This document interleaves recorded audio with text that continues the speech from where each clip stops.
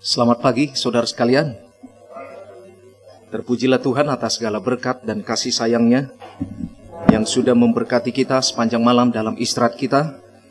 Tiba pagi ini di kantor conference ini untuk memulaikan ibadah pagi sebelum kita memulaikan kegiatan kita pelayanan sepanjang hari ini di kantor conference ini. Dan tentunya saya mengucapkan terima kasih kepada Ibu Siregar bersama dengan vokal grup yang sudah menyampaikan lagu pujian kepada Tuhan, dan kiranya lagu pujian itu dapat membawa berkat, menguatkan kerohanian kita, bahwa Tuhan selalu melindungi kita. Pelajaran sekolah sahabat kita sepanjang 1 minggu ini berjudul Aku Menjadikan Segala Sesuatu Baru. Kalau saudara pelajari pelajaran sekolah sahabat kita sepanjang kuartal ini membicarakan tentang buku Wahyu. Dan ini adalah sahabat yang terakhir, akhir dari sahabat ini adalah sahabat terakhir, akhir dari pelajaran kitab Wahyu. Nah, bila mana saudara pelajari sekedar mengulangi, kitab Wahyu adalah kitab yang terbuka. Berbeda dengan kitab Daniel. Perintah kepada Daniel, Tuhan perintahkan sembunyikan. Karena pada akhir zaman banyak orang akan menyelidikinya. Tapi perintah kepada Yohanes di Pulau Patmos, bahwa buku Wahyu ini adalah buku yang terbuka. Revelation. To reveal, untuk menyatakan. Dalam bahasa Batak lebih jelas, kitab Wahyu disebut pangungkapon. Bahasa Indonesia lebih mirip, mengungkapkan. Atau to open, to review, mengurangi kembali. Membuka tirai. Jadi tujuan daripada buku Wahyu yang pertama, membuka kedok setan. Yang kedua, tujuan daripada kitab Wahyu adalah membuka sejarah yang terjadi di masa lalu dan nubuatan yang akan terjadi di masa yang akan datang sebagai persiapan akan kedatangan siapa? Kedatangan Yesus sebagai persiapan bagi umat Tuhan. Itulah tujuan dari kitab Wahyu. Dan yang kedua, yang berikutnya saudara temukan bahwa dalam kitab Wahyu ini begitu banyak lambang. Misalkan saudara temukan lambang seperti binatang, itu bukan menunjuk kepada binatang yang sesungguhnya seperti binatang peliharaan kucing atau anjing, bukan. Binatang artinya kerajaan. Itu sebabnya banyak logo-logo negara di dunia ini logo binatang. Contoh burung Garuda itu logo negara Indonesia. Amerika logo binatangnya bald eagle. Artinya elang botak. Singapura logo negaranya singa. Jadi binatang menunjuk kepada kerajaan yang muncul atau raja yang muncul. Saudara temukan juga dalam kitab Wahyu ada istilah perempuan. Perempuan menunjuk kepada gereja. Jadi perempuan yang benar dilambangkan dengan perempuan perawan. Itu sebabnya Yesus lahir dari Maria, perempuan perawan. Tetapi gereja yang palsu digambarkan dengan wanita pelacur, istri daripada Raja Ahab, yaitu apa? Isabel. Nah, saudara temukan juga di Alkitab ada istilah air. Air menunjuk kepada manusia. Itu sebabnya pada waktu kedatangan Yesus yang kedua kali digambarkan oleh Yohanes di Pulau Patmos. Kedatangan Yesus itu, maka keringlah sungai Efrat. Kalau saudara pelajari bahwa sungai Efrat ini ada di kerajaan Babylon. Inilah sumber kehidupan daripada orang Babylon. Itu sebabnya waktu datang kerajaan Medo-Persia mau menghancurkan kerajaan Babylon, mereka mengeringkan sungai Efrat, kemudian mereka masuk ke dalam kerajaan Babylon. Jadi, kalau dalam buku Wahyu, Yohanes mengatakan kedatangan Yesus seperti keringnya sungai Efrat, air artinya menggambarkan manusia. Semua pendukung-pendukung daripada binatang itu, misalkan protestantisme murtad, lalu begitu juga nabi palsu, spiritisme, semua pendukungnya, rakyat, kemudian pemimpin politik, pemimpin sekular akan dikeringkan. Artinya tidak lagi bisa memberikan dukungan kepada tanda binatang itu. Itu sebabnya dikeringkan dukungan kepada tanda binatang itu, kemudian datanglah siapa? Yesus yang kedua kali. Itulah gambaran daripada Yohanes, kedatangan Yesus seperti keringnya sungai Efrat, dikeringkan airnya. Karena air ini, manusia inilah yang mendukung, itu sebabnya binatang itu bagaimana? Itu sebabnya binatang itu berkuasa, menguasai dunia ini. Dan berikutnya juga saudara temukan dalam kitab Wahyu, bahwa kitab Wahyu ini adalah ringkasan daripada semua Alkitab. Kalau saudara baca buku Wahyu, sebetulnya saudara sudah membaca semua buku dari Kejadian sampai buku Judas. Ringkasan daripada semua Alkitab. Dan nubuatan yang paling banyak saudara temukan di Alkitab, Daniel dan Wahyu. Dan saudara temukan ada 4 metode gereja Kristen menafsirkan nubuatan di Alkitab. Sekedar mengulangi, karena ini bagian terakhir. Yang pertama disebut dengan preterist interpretation. Jadi menafsirkan nubuatan berdasarkan sejarah yang sudah terjadi di masa lalu. Jadi semua nubuatan ini sudah digenapi di masa lalu, tidak terulang di masa sekarang dan tidak terulang di masa yang akan datang. Yang kedua, futurist interpretation. Menafsirkan nubuatan berdasarkan masa depan. Jadi semua nubuatan ini belum digenapi di masa lalu, belum digenapi di masa sekarang, tapi akan digenapi kapan? Masa yang akan datang. Futurist interpretation. Yang ketiga disebut dengan historist interpretation. Menafsirkan nubuatan berdasarkan sejarah yang sudah terjadi di masa lalu, terulang di masa sekarang, dan terulang di masa yang akan datang. Kemudian yang keempat disebut dengan conflict interpretation. Menafsirkan nubuatan berdasarkan konflik. Jadi semua nubuatan ini mau apapun itu hanya konflik antara Tuhan dengan setan. Konflik antara yang jahat dengan yang baik, konflik antara pengikut Tuhan dan pengikut setan. Nah, gereja Advent mengadopsi historist interpretation menafsirkan nubuatan ini. Sejarah yang sudah terjadi di masa lalu, terulang di masa sekarang, dan terulang di masa yang akan datang. Contoh kedatangan Yesus berapa kali? 3 kali. Sudah terjadi di masa lalu, lahir di kandang domba, disalib untuk menyelamatkan saudara dan saya, dan terulang di masa yang akan datang, kedatangan Yesus kedua kali, dan terulang di masa yang akan datang, setelah kota Yerusalem turun, kedatangan Yesus yang ketiga kali. Lihat, terulang. Kemudian yang berikutnya, saudara, saya mau katakan kepada saudara, Babel. Raja Babel yang pertama menunjuk kepada Lucifer. Sebab Babel artinya meninggikan diri. Lucifer meninggikan diri, gantinya meninggikan Tuhan. Itu sebabnya kalau saudara baca buku Yesaya, buku Yeskel, aku hendak menyamakan diri dengan yang maha tinggi. Itulah Babel yang pertama. Tapi berikutnya itu kan sejarah. Terulang lagi Babel ini zaman Nimrod. Masih ingat waktu Nimrod membangun menara Babel. Tuhan bilang kamu harus tersebar. Tapi dia mau meninggikan diri. Dan membangun menara yang apa? Menara yang tinggi. Hanya sedikit yang Tuhan sentuh, bubar itu pembangunan. Hanya disentuh lidahnya. Sudah cukup bubar. Gampang buat Tuhan untuk membubarkan. Itu menunjuk kepada Babel. Dan berikutnya Babel juga terulang lagi menunjuk kepada Nebukadnezar, Raja Babel. Yang meminta dirinya disembah. Dan dia menyamakan dirinya dengan dewa atau dengan Tuhan. Babel. Firaun juga begitu.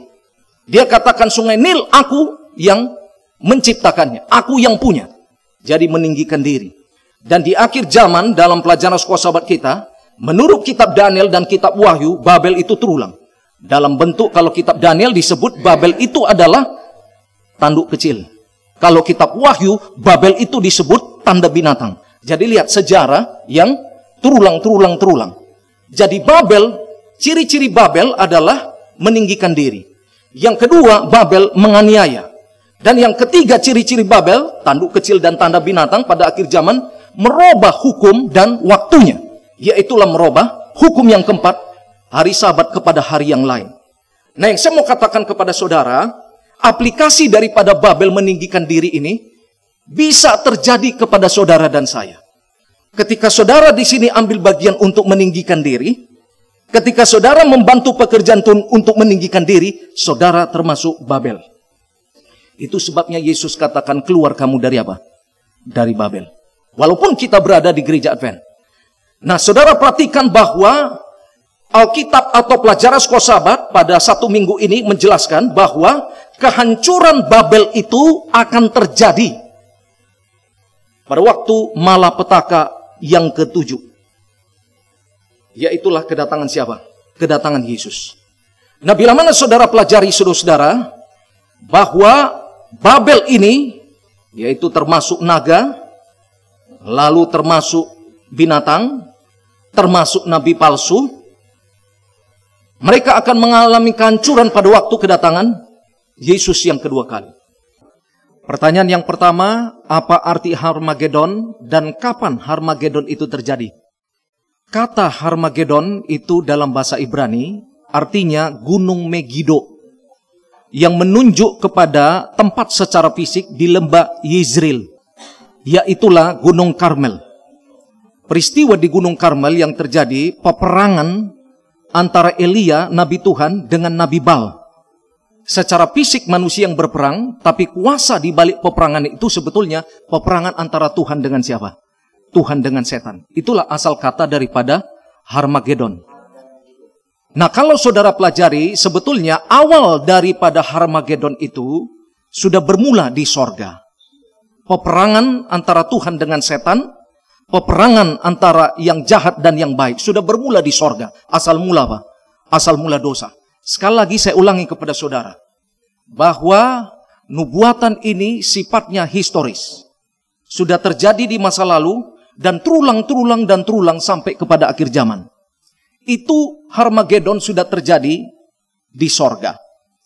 Nah, secara aplikasinya, secara lambang yang disebutkan saudara Palmer tadi, dosa bermula di sorga, peperangan antara yang jahat dengan yang baik, antara Tuhan dengan setan, dan berlanjut di bumi, di dalam pikiran manusia.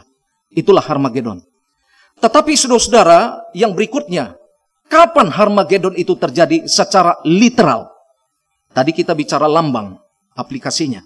Itu sudah terjadi sampai sekarang. Di dalam pikiran manusia, pertempuran antara yang jahat dan yang baik. Pertempuran antara kuasa Tuhan dan kuasa setan. Nah, saudara-saudara, menurut buku Wahyu, ada dua secara literal peperangan Harmagedon itu terjadi. Walaupun kuasa di baliknya peperangan antara Tuhan dengan siapa? Dengan setan. Yang pertama, Harmagedon itu terjadi pada waktu malapetaka yang ketujuh. Sebelum terjadi malapetaka yang ketujuh, kata buku Wahyu, maka pada waktu malapetaka yang keenam, disebutkan maka dari mulut naga, binatang, dan nabi palsu, keluar 3 roh najis yang menyerupai kata. Lalu mereka mendapatkan raja-raja di bumi untuk mencari dukungan. Untuk apa? Kalau saudara baca Wahyu 16 ayat 16, untuk peperangan Harmagedon. Wahyu 16 ayat 16. Mengumpulkan pendukung mereka untuk melawan Tuhan yang akan datang kedua kali, yaitulah malapetaka yang ketujuh. Jadi itulah peperangan Harmagedon yang pertama secara literal. Walaupun kuasa di baliknya adalah kuasa Tuhan dan kuasa setan. Peperangan antara binatang dan pendukungnya melawan Yesus yang datang kedua kali pada waktu malapetaka yang ketujuh, kedatangan siapa? Yesus. Dan berikutnya, peperangan Harmagedon yang terakhir secara literal. Itu juga akan terjadi setelah kota Yerusalem turun. Pada waktu kota Yerusalem itu turun, kan selama 1000 tahun saudara-saudara, setan dirantai. Ingat buku Wahyu lambang. Itu bukan dirantai seperti anjing yang ditarik. Kata dirantai artinya lambang. Misalkan saya undang saudara Palmer, datang ulang tahun saya, tapi saudara Palmer katakan, maaf pendeta, saya tidak bisa datang ulang tahun, saya terikat pekerjaan. Situasi itu yang mengikat.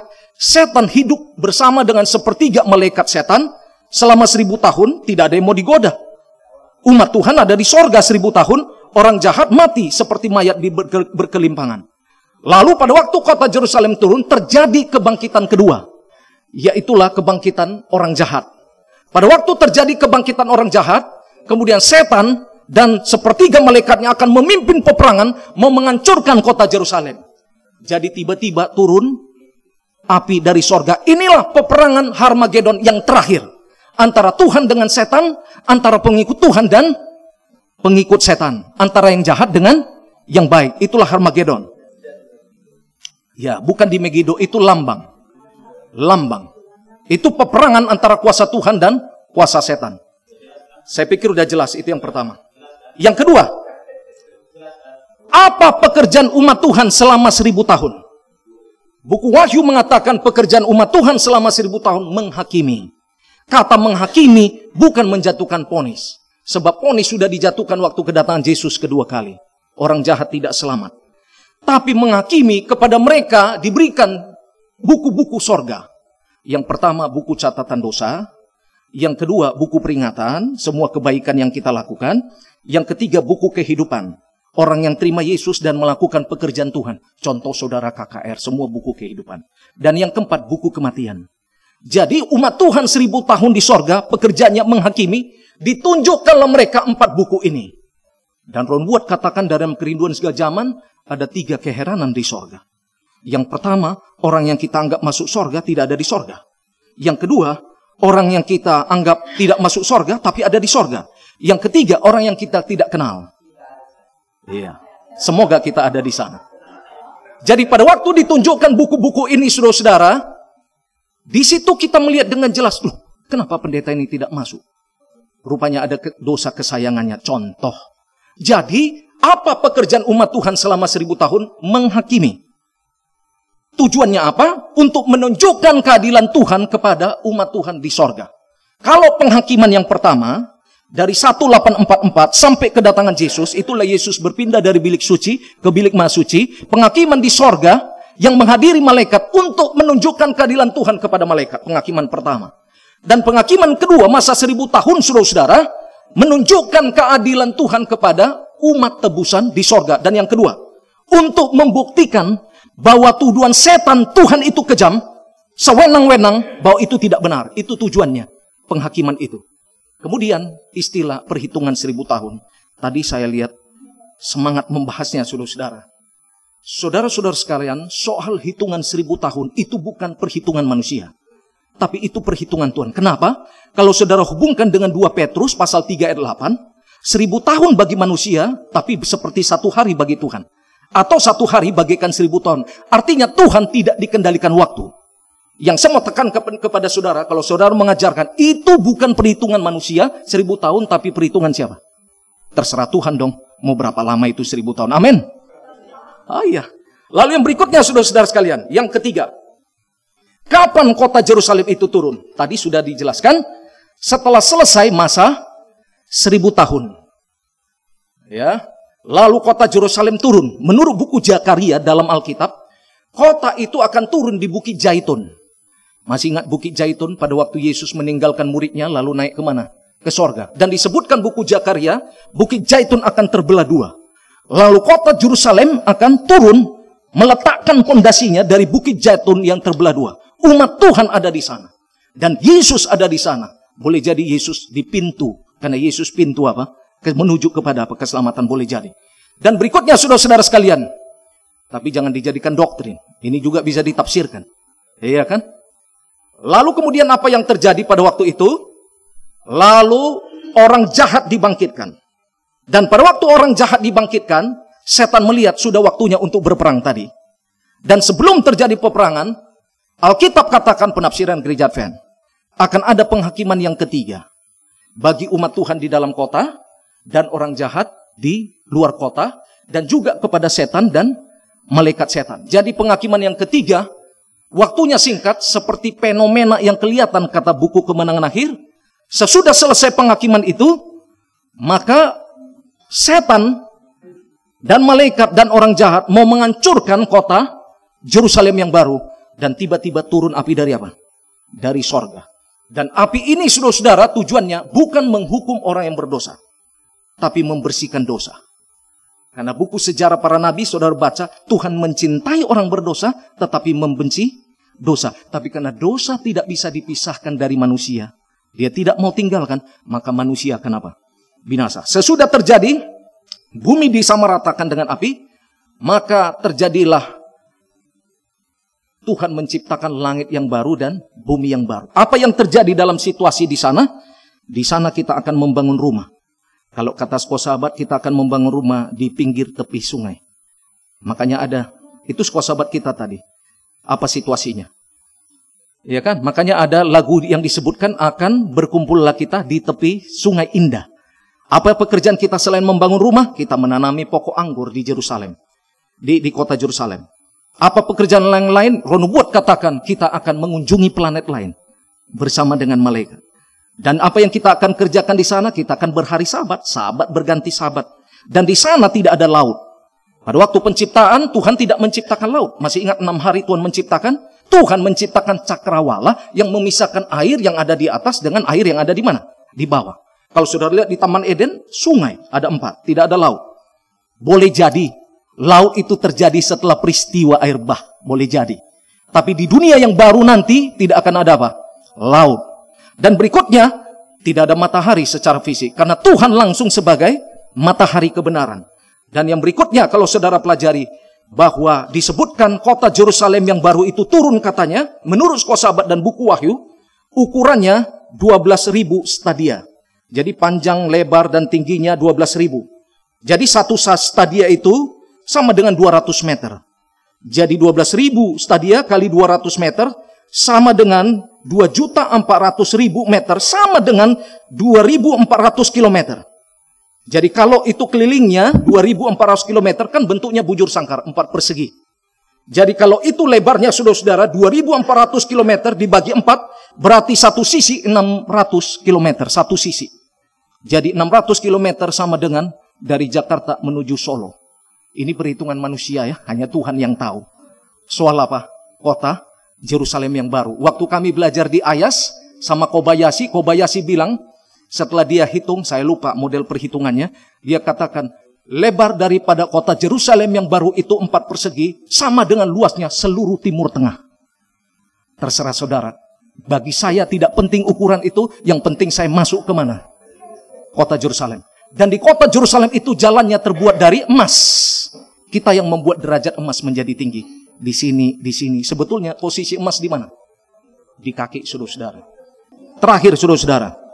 Pintu gerbang kota Yerusalem itu terbuat dari mutiara. Mutiara berasal dari seekor kerang. Jadi biasanya kerang itu di dasar laut, kalau dia mau cari makan, dia akan buka, itu rumahnya. Lalu seringkali makanan dibawa arus laut, masuk ke dalam tubuhnya, bukan cuma makanan, tapi juga pasir. Dan seringkali pasir itu menyentuh tubuhnya, ya sakitnya sama seperti kita kelilipan. Kalau mata kita kena debu, maka apa yang terjadi? Menyakitkan. Dan sangat perih bagi seekor kerang. Lalu ada cara yang Tuhan berikan lewat alam. Dari tubuh kerang ini keluar lendir. Lalu membalut pasir itu, membalut semakin tebal. Akhirnya terbentuklah mutiara. Mutiara berasal dari seekor kerang yang bergumul atas butir pasir yang masuk kepada tubuhnya. Saudara sekalian, hanya mereka yang bergumul melawan butir pasir dosa dengan kuasa Tuhan yang diizinkan masuk ke dalam kota Yerusalem yang baru. Itu sebabnya pintu gerbang kota Yerusalem itu terbuat dari apa? Dari mutiara. Tuhan memberkati.